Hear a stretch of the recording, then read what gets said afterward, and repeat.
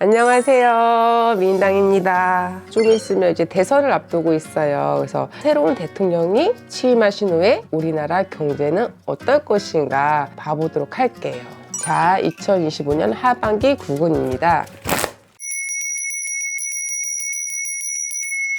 2025년 하반기에는 부동산들이 많이 집값이 하락세를 띠고 있어요. 그래서 집을 조금 돈을 주고 사들어가신 분들은 힘드신 추세고요. 그리고 대출을 많이 끼고 있는 분들도 좀 힘들 거야. 근데 가을부터는 집값이나 좀 물가가 안정되는 시기가 보여져요. 그래서 조금 집을 사신다. 그러면 지금이 적당하지 않을까 싶어요. 금리 인상, 인하 때문에 사람들이 되게 많이 힘들어하는 시기인데 그것 또한 좀 안정이 될 것이다. 모든 금리가 좀 떨어진다고 해요. 근데 사람들이 그거 갖다가 좀 성이 안 차는 부분이 많아서 또 한 번 소리를 낸다는 말이 나와요.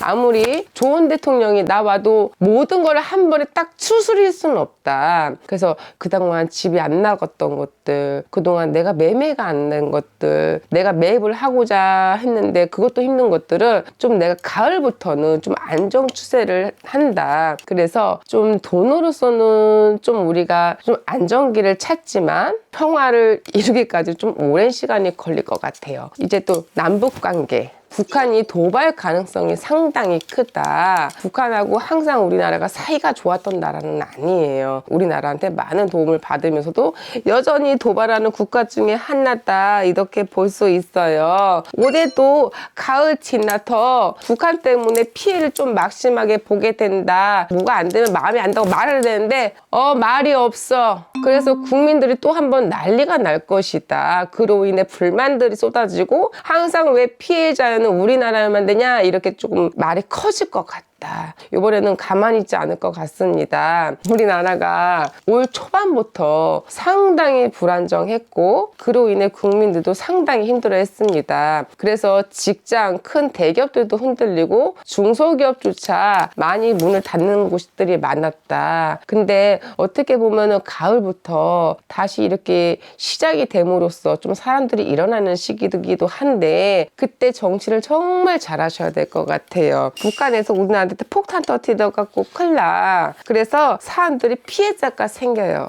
그래서 그 부분들을 상당히 알아주고 좀 들어줘야 됐는데 아무것도 안 하고 어떻게 보면 우리나라 국민들만 피해를 보는 입장에서 힘만 든다고 해요. 그때 한번 또 크게 사람들이 뭐라고 할 거야. 뭐라고 하고 안 끝나. 정말 인터넷으로 도배가 되고 난리 부두수가 날 수가 있어. 그래서 되게 조심해야 돼. 다음 대통령이 누가 되실지는 된다고 거의 확신을 갖고 있어요.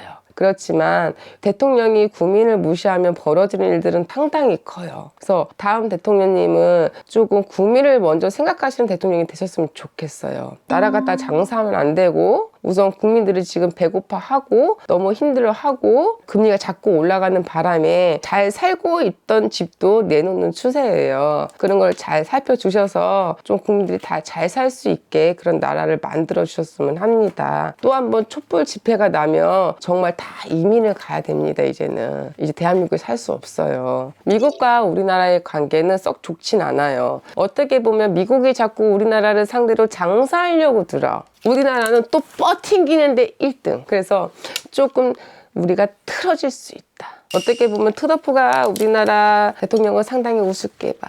좋은 관계는 될 수 없어. 트럼프 대통령이 돈이 되게 많잖아요. 근데 맨 처음에는 어뚜당치 않게 대통령이 됐더. 사람들이 우습게 찍은 도장에 대통령이 된 건데 올해는 그렇게 안 돼. 그나마 그나다가 잘 사니까 문제가 되지 않는 거지. 올해는 미국도 안 좋아요. 우리나라 연예계는요. 또 마약 바람이 분다. 그래서 사람들이 이렇게 또 경찰서에 막 끌려가야 돼. 근데 우리가 되게 알고 보는 되게 유명한 사람이 끌려가. 그래갖고 또 한 번 마약에 바람이 불었다 그래. 그래서 조심해야 돼요. 근데 그 사람 잘못 건드렸다가는 그 사람도 죽을 수도 있어. 지금까지 2025년 이렇게 하반기 국운에 대해 말씀드렸는데요. 우리가 또 잘 살아야 되니까 또 어느 정도 이렇게 얘기를 해드렸어요. 모두 다 갖춰서 힘을 합쳐서 또 잘 사는 나라가 됐으면 합니다. 나 먹고 살기 바쁘다 보니까 요즘 참 냉랭하잖아요. 이제는 국민들이 같이 잘 뭉쳐야